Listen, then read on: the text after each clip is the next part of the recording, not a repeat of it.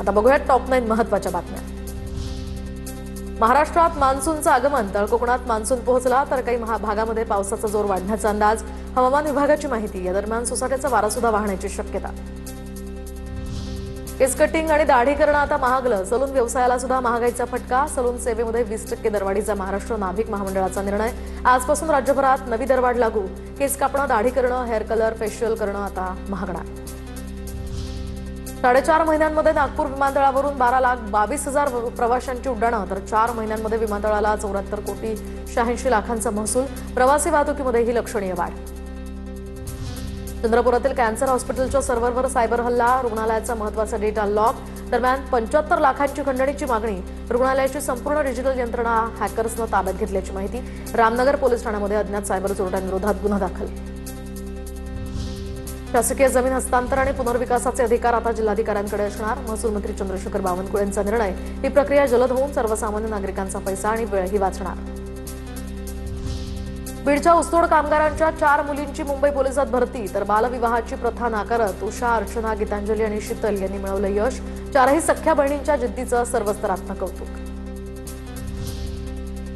मध्य प्रदेशातील भाविकाकडून परळीच्या वैद्यनाथाला 200 किलो वजनाचे भव्य त्रिशूल अर्पण। चौरागड पंच यांचा 12 ज्योतिर्लिंगांच्या ठिकाणी हे असे त्रिशूल देण्याचा संकल्प।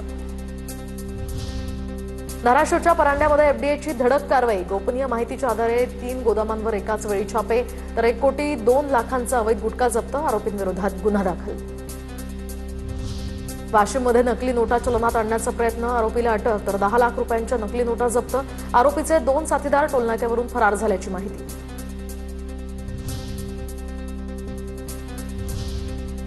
सध्या हवामान बदलाचा अनेक ठिकाणी फटका बसतोय, विशेषतः शेतकऱ्यांना याचा मोठा फटका बसतोय। पाहूयात त्याच संदर्भातल्या टॉप 9 बातम्या। जळगावच्या मुक्ताईनगरमधील कुऱ्हा काकुडा परिसरात विजेच्या कडकडाटासह पावसाची हजेरी। 2 महिन्यांपासून उष्णतेनं हैराण झालेल्या नागरिकांना यामुळे दिलासा।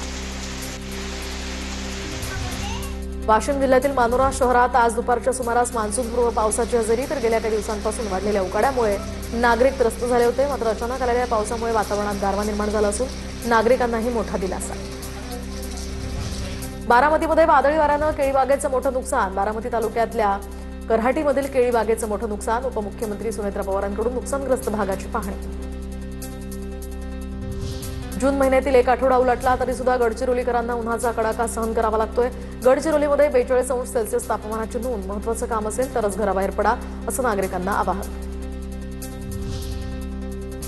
धुळ्यामध्ये टंचाईग्रस्त गावांसाठी 48 खासगी विहिरी अधिग्रहित, तर जिल्ह्यातील 2 गावांना टँकरद्वारे पाणी पुरवठा। साक्री तालुक्यातल्या 25, शिंदखेडा तालुक्यातल्या 21 विहिरी अधिग्रहित, तर 51 गावातील नागरिकांची तहान आता 48 खासगी विहिरींचं अधिग्रहण करून भागवण्याची वेळ।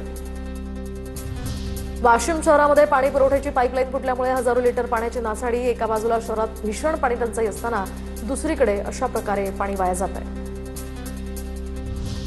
बुलढाण्यामध्ये जलजीवन मिशनचे 1,392 पैकी 653 प्रकल्प अद्यापही अपूर्णच।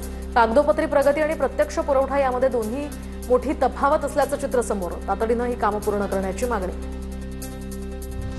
कोयना धरणामध्ये केवळ 10.23 टीएमसी पाणीसाठा शिल्लक। कोयना नदीवरील शेती औद्योगिकरणासाठी पाणी उपसा बंद।